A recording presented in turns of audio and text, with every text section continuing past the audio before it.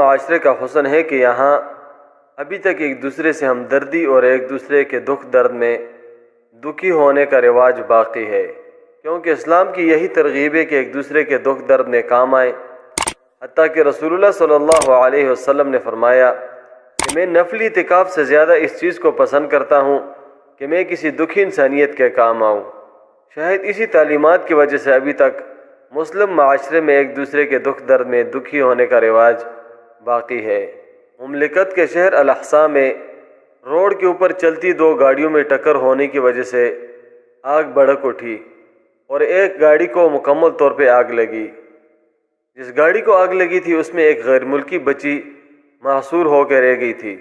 وہاں پر ایک خدا ترس اور بہادر سعودی نوجوان نے اپنی جان جھونکوں میں ڈال کے جلتی ہوئی گاڑی سے اس بچی کو بچایا اور نکالا۔ یہ سعودی نوجوان جس کا نام صالح سویدان